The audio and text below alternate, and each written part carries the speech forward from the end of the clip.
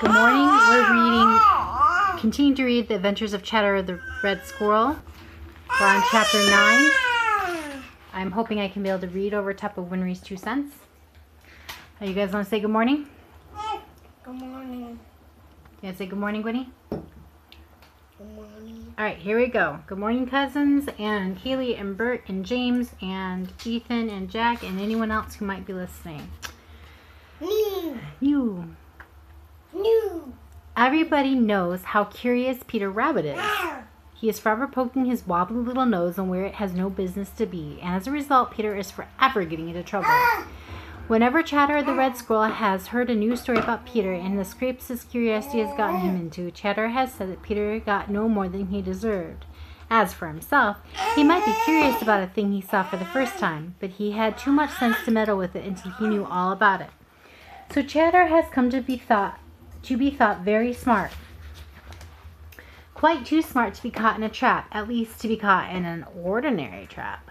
Now, a great many people manage to make their neighbors think they are a great deal smarter than they really are, and Chatterer is one of the kind. If some of his neighbors could have peeped into Farmer Brown's corn crib that morning after Farmer Brown's boy found the tattletale corn cob so carelessly dropped by Chatterer, they would have been surprised. Yes, sir, they would have been surprised. They would have seen Chatterer the Red Squirrel, the boaster, he of the sharp wits, showing quite as much curiosity as ever possessed Peter Rabbit. Chatterer had come over to the corn crib as usual to get his daily supply of corn. As usual, he had raced about over the great hills of yellow corn. Quite suddenly, his sharp eyes spied something that he hadn't seen before. It was down on the floor in the corn crib, quite near the door.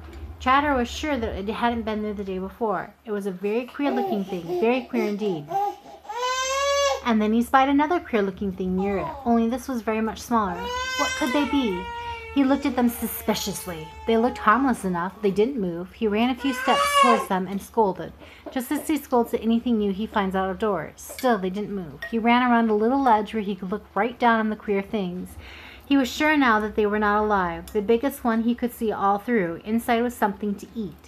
The littlest things were round and flat with funny bits of wire on top. It looked as if it were made of wood, and in the sides were little round holes too small for him to put his head through. Winnie, can you hop up and grab that, please? Okay. Leave them alone, said a small voice inside of Chatterer. But I want to see what they are and find out all about them, said Chatterer. No good ever comes of meddling with things you don't know about, said the small voice. But they were such queer-looking things that they were not alive. They can't hurt me, said Chatterer. Nevertheless, he ran back to the pile of corn and tried to eat. Somehow he had lost his appetite. He couldn't take his eyes off those two queer things down on the floor. Better keep away, warned the small voice inside. It won't do any harm to have a closer look at them, said Chatterer. So once more he scrambled down from the pile of corn and little by little drew nearer to the two queer things. The nearer he got, the more harmless they looked. Finally he reached out and smelled the smallest. Then he turned up his nose. Smells of mice, muttered Chatterer, just common barn mice. Then he reached out a paw and touched it. Pooh, he said, it's nothing to be afraid of. Just then, he touched one of the little wires, and there was a sudden snap. It frightened Chatterer so that he scurried away, but he couldn't stay away. The snap was such a funny thing, and it hadn't done any harm. You see, he hadn't put his paw in any one of the little holes, or it might have done some harm. Pretty soon he was back again, meddling with those little wires on top. Every once in a while there would be a snap, and he would scamper away. It was very scary and great fun. By and by,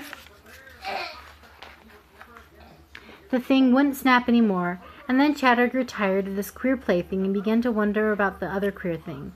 No harm had come from the first one, and so he was sure no harm could come from the other. Do you know what these things are?